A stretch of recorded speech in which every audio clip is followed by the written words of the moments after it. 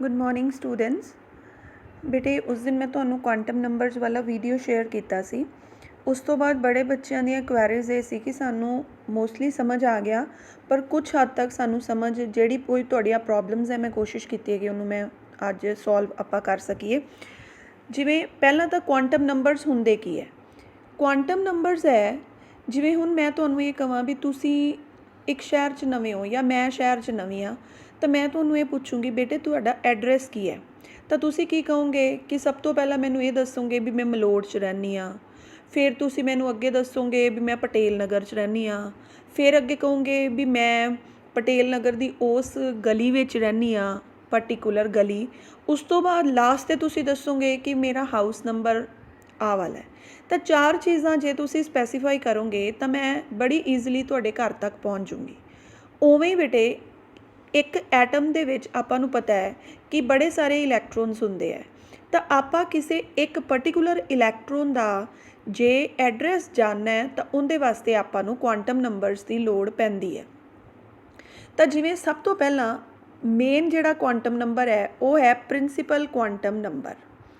Principal quantum number ਕੀ ਹੈ? ਜਿਹਨੂੰ ਆਪਾਂ ਡਿਨੋਟ ਕਰਦੇ ਹਾਂ ਵਿਦ ਸਿੰਬਲ ਛੋਟਾ n, ਉੱਪਰ ਦੇਖਿਆ ਤੁਸੀਂ। ਜਿਵੇਂ ਹੁਣ ਆਪਾਂ ਇਹ ਵੇਖਿਆ ਬੇਟੇ ਕਿ ਆਪਾਂ ਸਟਰਕਚਰ ਬਣਾਉਂਦੇ ਹਾਂ ਤਾਂ ਸੈਂਟਰ 'ਚ ਆਪਾਂ ਨਿਊਕਲੀਅਸ ਬਣਾ ਦਿੰਦੇ ਹਾਂ ਅਤੇ ਉਹਦੇ ਸਾਈਡਾਂ 'ਤੇ ਆਪਾਂ ਗੋਲ ਗੋਲ ਐਵੇਂ ਰਾਊਂਡ ਕਰਕੇ ਸ਼ੈਲਸ ਬਣਾਈਆਂ ਹੁੰਦੀਆਂ। ਤਾਂ ਉਹ ਜਿਹੜੀਆਂ ਸ਼ੈਲਸ ਹੈ ਜਿਵੇਂ ਪਹਿਲੀ, ਦੂਜੀ, ਤੀਸਰੀ, ਚੌਥੀ, ਤਾਂ ਉਹਨਾਂ ਨੂੰ ਆਪਾਂ ਬੋਲਦੇ ਹਾਂ ਪ੍ਰਿੰਸੀਪਲ ਕੁਆਂਟਮ ਨੰਬਰਸ। ਤਾਂ ਇਹ ਆਪਾਂ ਨੂੰ ਕੀ ਦੱਸਦਾ ਹੈ ਵੀ ਇਲੈਕਟ੍ਰੋਨ ਕਿਹੜੀ ਮੇਨ ਐਨਰਜੀ ਸ਼ੈਲ ਦੇ ਵਿੱਚ ਹੈ। ਕਿ ਉਹ ਜੇ ਉਹ n ਦੀ ਵੈਲਿਊ 1 ਹੈ, 2 ਹੈ, 3 ਹੈ, 4 ਹੈ, ਇਹ ਵੈਲਿਊਜ਼ ਹੋ ਸਕਦੀਆਂ। ਜੇ n ਦੀ ਵੈਲਿਊ 1 ਹੈ, ਜਿਵੇਂ ਆਪ ਪਿਕਚਰ 'ਚ ਕਲੀਅਰ ਹੈ, ਤਾਂ ਉਹਨੂੰ ਆਪਾਂ ਬੋਲਦੇ ਹਾਂ K ਸ਼ੈਲ, 2 ਹੈ ਤਾਂ L ਸ਼ੈਲ, 3 ਹੈ ਤਾਂ M ਸ਼ੈਲ, 4 ਹੈ ਤਾਂ N ਸ਼ੈਲ ਦੇ ਨਾਮ ਨਾਲ ਉਹਨੂੰ ਆਪਾਂ ਜਾਣਦੇ ਹਾਂ। ਉਸ ਤੋਂ ਬਾਅਦ ਜਿਵੇਂ ਹੁਣ ਇਹਦੀਆਂ ਵੈਲਿਊਜ਼ ਐ ਕਿਉਂ ਹੈ, 1 2 3, ਜਿਵੇਂ ਹੁਣ ਆਪਾਂ ਕੋਈ ਪੌੜੀ ਦੇਖਦੇ ਹਾਂ, ਪੌੜੀ ਚੜ੍ਹਨ ਵਾਲੀ, ਤਾਂ ਬੇਟੇ ਜਾਂ ਤਾਂ ਉਹਦੇ ਆਪਾਂ ਪਹਿਲੇ ਸਟੈਪ 'ਤੇ ਪੈਰ ਰੱਖ ਸਕਦੇ ਹਾਂ ਜਾਂ ਦੂਸਰੇ 'ਤੇ ਜਾਂ ਤੀਸਰੇ 'ਤੇ। ਤਾਂ ਇਹਦਾ ਮਤਲਬ ਇਲੈਕਟ੍ਰੋਨ ਜਾਂ ਪਹਿਲੀ ਸ਼ੈਲ 'ਚ ਹੋ ਸਕਦੇ ਆ ਜਾਂ ਦੂਸਰੀ 'ਚ ਜਾਂ ਤੀਸਰੀ 'ਚ। ਇਨ ਬਿਟਵੀਨ ਉਹਨਾਂ ਦੀ ਪੋਜੀਸ਼ਨ ਨਹੀਂ ਦੱਸਣੀ, ਆਪਾਂ ਬਸ ਇਹ ਦੱਸਣਾ ਹੈ ਕਿ ਉਹ n = 1 'ਚ ਹੈ, 2 'ਚ ਹੈ, 3 'ਚ ਹੈ ਕਿ 4 'ਚ ਹੈ। ਤਾਂ ਪਹਿਲੀ ਗੱਲ ਆਪਾਂ ਨੂੰ ਇਹ ਪਤਾ ਲੱਗ ਜੂ ਕਿ ਉਹ ਮੇਨ ਐਨਰਜੀ ਸ਼ੈਲ ਕਿਹੜੀ ਹੈ।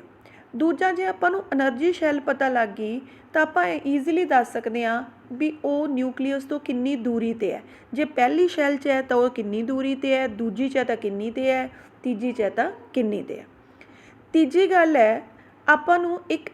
ਇਲੈਕਟ੍ਰੋਨ ਦੀ ਐਨਰਜੀ ਪਤਾ ਲੱਗ ਜਾਂਦੀ ਹੈ। ਆਹ ਜਿਹੜਾ ਮੈਂ ਨੀਚੇ ਫਾਰਮੂਲਾ ਲਿਖਿਆ ਹੈ, E = 2π² me4 /n² h²। ਇਹਦੇ ਵਿੱਚ n ਦੀ ਵੈਲਿਊ ਸਿਰਫ ਵੇਰੀਏਬਲ ਹੈ, ਬਾਕੀ ਸਾਰੀਆਂ ਟਰਮਸ ਕੌਨਸਟੈਂਟ ਹੈ, ਜੋ ਕਿ ਆਪਾਂ ਅੱਗੇ ਚੈਪਟਰ 'ਚ ਕਰਾਂਗੇ। ਤਾਂ ਜਿਹੜੀਆਂ ਕੌਨਸਟੈਂਟ ਟਰਮਸ ਹੈ ਉਹਨਾਂ ਦੀ ਵੈਲਿਊ ਆਪਾਂ ਨੂੰ ਪਤਾ ਹੁੰਦੀ ਹੈ, ਸਿਰਫ ਆਪਾਂ ਨੂੰ ਕੀ ਨਹੀਂ ਪਤਾ, n ਦੀ ਵੈਲਿਊ। ਜੇ ਆਪਾਂ n ਦੀ ਵੈਲਿਊ ਇੱਥੇ ਪੁੱਟ ਕਰ ਦਿਆਂਗੇ ਤਾਂ ਆਪਾਂ ਨੂੰ ਐਨਰਜੀ ਦਾ ਵੀ ਪਤਾ ਲੱਗ ਜੂਗਾ। ਤਾਂ ਇਹ ਸਾਰੀਆਂ ਗੱਲਾਂ ਆਪਾਂ ਨੂੰ ਪ੍ਰਿੰਸੀਪਲ ਕੁਆਂਟਮ ਨੰਬਰ ਦੱਸਦਾ।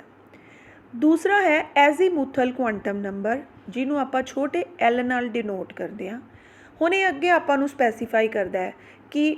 ਆਪਾਂ ਨੂੰ ਇਹ ਤਾਂ ਪਤਾ ਲੱਗ ਗਿਆ ਮਲੋਟ 'ਚ ਰਹਿੰਦੇ ਹਾਂ, ਮੁਕਤਸਰ 'ਚ ਰਹਿੰਦੇ ਹਾਂ, ਕਿੱਥੇ ਰਹਿੰਦੇ ਹਾਂ। ਹੁਣ ਅੱਗੋਂ ਆਪਾਂ ਨੂੰ ਪਤਾ ਲੱਗਣਾ ਚਾਹੀਦਾ ਹੈ ਵੀ ਅਸੀਂ ਕਿਹੜੇ ਗਲੀ ਮਹੱਲੇ 'ਚ ਰਹਿੰਦੇ ਹਾਂ। ਤਾਂ ਇਹ ਆਪਾਂ ਨੂੰ ਦੱਸਦਾ ਹੈ ਵੀ ਉਹ ਕਿਹੜੀ ਸਬ ਸ਼ੈਲ ਦੇ ਵਿੱਚ ਰਹਿੰਦਾ। ਸਬ ਸ਼ੈਲ ਹੁੰਦੀਆਂ ਜਿਵੇਂ ਛੋਟੇ s ਨਾਲ ਡਿਨੋਟ ਕਰਦੇ ਆ, ਫਿਰ P ਹੈ, ਫਿਰ D ਹੈ, ਫਿਰ F ਹੈ, ਉਹ ਆਪਾਂ ਅੱਗੇ ਜਾ ਕੇ ਕਰਦੇ ਹਾਂ ਵੀ ਉਹ ਹੁੰਦੀਆਂ ਕੀ ਹੈ। ਤਾਂ ਜਿਵੇਂ ਆਪਾਂ ਕਹਿੰਦੇ ਹਾਂ ਕਿ L ਦੀਆਂ ਵੈਲਿਊਜ਼ ਹੈ ਜਿਹੜੀਆਂ, ਉਹ ਪਹਿਲਾਂ ਦੇਖੋ ਕੀ ਹੋ ਸਕਦੀਆਂ, 0 ਤੋਂ ਲੈ ਕੇ n-1। ਫੋਰ ਐਗਜ਼ਾਮਪਲ ਆ ਨੀਚੇ ਆਓ, ਨੀਚੇ ਆਪਾਂ ਇਹ ਲਿਖਿਆ ਹੈ ਜੇ n ਦੀ ਵੈਲਿਊ 1 ਹੈ, 1 ਹੈ, ਤਾਂ L ਦੀਆਂ ਕਿੰਨੀਆਂ ਵੈਲਿਊਜ਼ ਹੋਣਗੀਆਂ? L ਦੀਆਂ ਵੈਲਿਊਜ਼ ਹੋਣਗੀਆਂ 0 ਤੋਂ ਲੈ ਕੇ n-1। ਹੁਣ n ਆਪਣੇ ਕੋਲੇ ਕੀ ਹੈ? 1। ਤਾਂ ਜੇ 1 - 1 ਕਰਾਂਗੇ ਉਹ ਵੀ ਕੀ ਹੋ ਗਿਆ? 0। ਸੋ L ਦੀਆਂ ਸਿਰਫ ਕਿੰਨੀਆਂ ਵੈਲਿਊਜ਼ ਰਹਿ ਗਈਆਂ? 1, ਔਰ ਉਹ ਕਿਹੜੀ ਹੈ? 0। जे n की वैल्यू 2 है लास्ट से देखो तो आप की लिखिया l दियाँ किन्नियां वैल्यूज़ होणगियां साइड वाली चीज़ देखो उहदे च मैं लिखिया l दियाँ वैल्यूज़ है 0 तो लैके 2 माइनस 1 2 माइनस 1 मतलब n की वैल्यू मैं की पुट करती 2 तो 2 माइनस 1 1 तो l दियाँ किन्नियां वैल्यूज़ आ गई 0 ते 1। उस तो बाद है जे n 3 है तो तुसी देखो 0 तो लैके 3 माइनस 1 3 माइनस 1 का मतलब 2 तो 0 तो 2 नहीं 0 तो लैके 2 0 तो लैके 2 का मतलब 0 तो 2 दे विच होर की चीज़ आती है 1 तो किन्नियां वैल्यूज़ हो गई होंदियां 3। तो आप ये कहांगे कि जे पहली प्रिंसीपल शैल है मेन एनर्जी शैल है तो उनदे विच सिर्फ एक ही सब शैल है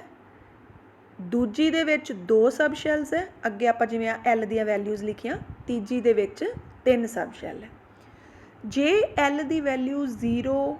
1 2 या 3 होगी तो उन्होंने आप की लिखांगे जे एल दी वैल्यू 0 है तो उन्होंने आप लिखांगे एस जे 1 है तो आप लिखांगे पी जे 2 है तो लिखांगे डी जे 3 है तो आप लिखांगे एफ। हुण इहदे विच देखो जिवें तुहाडे सामने है आप लिखता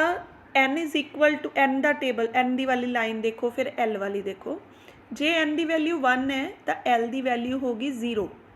0 वास्ते मैं तुहानू कहा उन्होंने आप बोलांगे s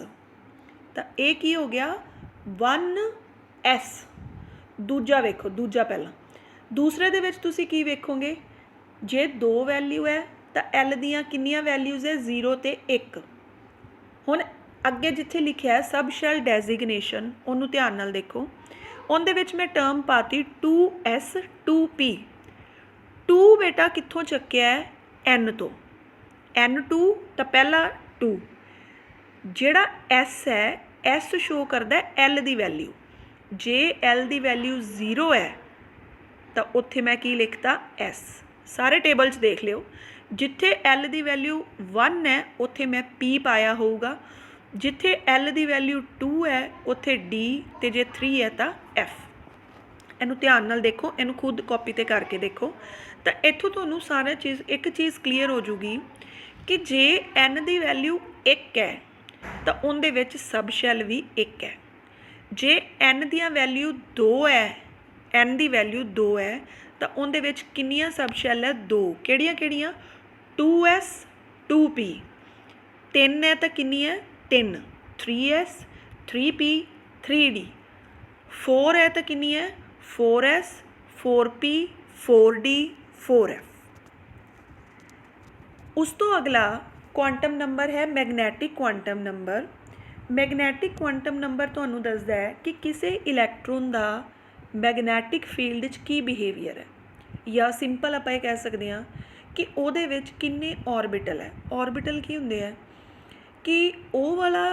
रीजन न्यूक्लीयस के अराउंड जिथे इलैक्ट्रॉन दे होने की संभावना मैक्सीमम होवे तो m दियाँ किन्नियां वैल्यूज़ हो सकदियां -l 0 +l। जिवें इत्थे देखो m दियाँ वैल्यूज़ सिर्फ तो सिर्फ l ते डिपेंड करदियां ते l दियाँ वैल्यूज़ n ते डिपेंड करदियां पर आपां फिलहाल गल कर रहे हैं m दी। जिवें देखो l की वैल्यू जो 0 है तो m की वैल्यू मैं 0 लिखी है क्यों लिखी है क्योंकि m दियाँ वैल्यूज़ होंदियां -l तो लैके 0 तो लैके +l तो -0 0 +0 answer will be 0।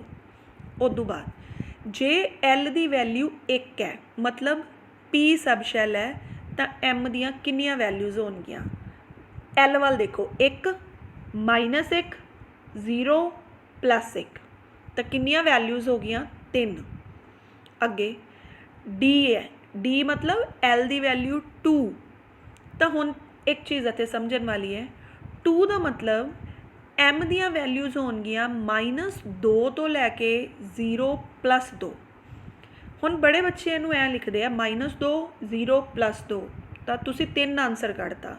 But answer is wrong answer is 5। How -2 तो 0 दे विच की आंदा है -1 एंड 0 ਤੇ 2 ਦੇ ਵਿੱਚ ਕੀ ਆਉਂਦਾ ਹੈ +1 so total values are 5 and same is the case with f for f the value of L is 3 and the value of M are -3 -2 -1 0 +1 +2 ਇੱਕ ਲਿਖਣਾ ਰਹਿ ਗਿਆ ਬੇਟਾ +3 ਵੀ ਇਹਦੇ ਵਿੱਚ ਆਏਗਾ ਸੋ ਕਿੰਨੇ ਵੈਲਿਊਜ਼ ਆ ਗਈਆਂ 7 ਹੁਣ ਇਹ ਮੈਂ ਜਿਹੜੀਆਂ ਵੈਲਿਊਜ਼ ਬੋਲ ਰਹੀ ਹਾਂ 1 3 5 7 ਇਹ ਕੀ ਹੈ ਇਹ ਔਰਬਿਟਲ ਹੈ ਅੱਗੇ ਫਰਦਰ ਲੈਕਚਰ 'ਚ ਆਪਾਂ ਇਹਨੂੰ ਕੰਪਲੀਟਲੀ ਇਹਦੇ 'ਤੇ ਹੀ ਡਿਸਕਸ ਕਰਨਾ ਹੈ ਕਿ ਵਟ ਆਰ ਔਰਬਿਟਲਸ ਉਹ ਕੱਲ੍ਹ ਵਾਲੇ ਲੈਕਚਰ 'ਚ ਆਪਾਂ ਕਰਾਂਗੇ ਤਾਂ ਹੁਣ ਤੁਸੀਂ ਇਹ ਕਹਿ ਸਕਦੇ ਹੋ ਕਿ ਜਿਹੜੀ ਐਸ ਸਬ ਸ਼ੈਲ ਹੈ ਉਹਦੇ ਵਿੱਚ ਇੱਕ ਔਰਬਿਟਲ ਹੁੰਦਾ ਹੈ ਪੀ ਦੇ ਵਿੱਚ 3 ਹੁੰਦੇ ਹੈ ਡੀ ਦੇ ਵਿੱਚ 5 ਹੁੰਦੇ ਹੈ ਔਰ ਐਫ ਦੇ ਵਿੱਚ 7 ਹੁੰਦੇ ਹੈ ਇਹ ਕਲੀਅਰ ਹੋ ਗਿਆ ਹੁਣ ਇਸ ਤੋਂ ਬਾਅਦ ਇੱਕ ਚੀਜ਼ ਆਪਣੇ ਦਿਮਾਗ 'ਚ ਰੱਖਣੀ ਹੈ ਕਿ ਇੱਕ ਔਰਬਿਟਲ ਦੇ ਵਿੱਚ ਮੈਕਸਿਮਮ 2 ਇਲੈਕਟ੍ਰੋਨ ਆ ਸਕਦੇ ਹੈ ਇਸ ਤੋਂ ਵੱਧ ਇਲੈਕਟ੍ਰੋਨ ਆਪਾਂ ਇੱਕ ਔਰਬਿਟਲ ਦੇ ਵਿੱਚ ਭਰ ਨਹੀਂ ਸਕਦੇ ਤਾਂ ਆ ਇੱਕ ਟੇਬਲ ਹੈ ਜਿਹੜਾ ਤੁਹਾਨੂੰ ਬੜਾ ਕਲੀਅਰ ਇਹਦੇ 'ਚ ਦਿਖਾਏਗਾ ਵੈਲਿਊਜ਼ ਕਿ ਜੇ n ਦੀ ਵੈਲਿਊ 1 ਹੈ ਤਾਂ l ਦੀ ਕਿੰਨੀਆਂ ਵੈਲਿਊ 0 m ਦੀ ਕਿੰਨੀ 0 ਔਰ ਇਹਨੂੰ ਆਪਾਂ ਲਿਖਾਂਗੇ 1s ਸਿਮਿਲਰਲੀ ਬੇਟੇ ਇਹ ਵਾਲਾ ਜਿਹੜਾ ਟੇਬਲ ਹੈ ਇਹ ਤੁਸੀਂ ਖੁਦ ਟਰਾਈ ਕਰਨਾ ਹੈ ਇਹਦਾ ਕੀ ਯੂਜ਼ ਹੈ ਜਿਵੇਂ ਐਂਡ 'ਤੇ ਆ ਜਾਓ ਐਂਡ 'ਤੇ ਮੈਂ ਇਹ ਲਿਖਤਾ ਨੰਬਰ ਆਫ ਔਰਬਿਟਲਸ ਤਾਂ ਪਹਿਲਾ ਕਾਲਮ ਦੇਖੋ ਅਤੇ ਐਂਡ ਵਾਲਾ ਦੇਖੋ n ਦੀ ਵੈਲਿਊ 1 ਔਰਬਿਟਲ 1 n ਦੀ ਵੈਲਿਊ 2 ਔਰਬਿਟਲ 4 m ਦੀ ਵੈਲਿਊ 3 ਔਰਬਿਟਲ 9 ਕੀ ਹੈ ਰਾਜੇ ਇਹ ਤੁਸੀਂ ਹੁਣ ਤੱਕ 10th 'ਚ ਇਹ ਪੜ੍ਹਦੇ ਹੋ ਨਾ ਜਦੋਂ ਤੁਸੀਂ ਕੋਈ ਕੌਨਫੀਗਰੇਸ਼ਨ ਲਿਖਦੇ ਹੋ ਤਾਂ ਤੁਸੀਂ ਇਹ ਲਿਖ ਦਿੰਦੇ ਹੋ ਵੀ ਪਹਿਲੀ ਸ਼ੈਲ 'ਚ ਕਿੰਨੇ ਇਲੈਕਟ੍ਰੋਨ ਹੈ 2 ਦੂਜੀ 'ਚ ਕਿੰਨੇ ਹੈ 8 ਤੀਜੀ 'ਚ ਕਿੰਨੇ ਹੈ 18 32 ਐਂਡ ਸੋ ਔਨ ਹੁਣ ਇਹ 18 32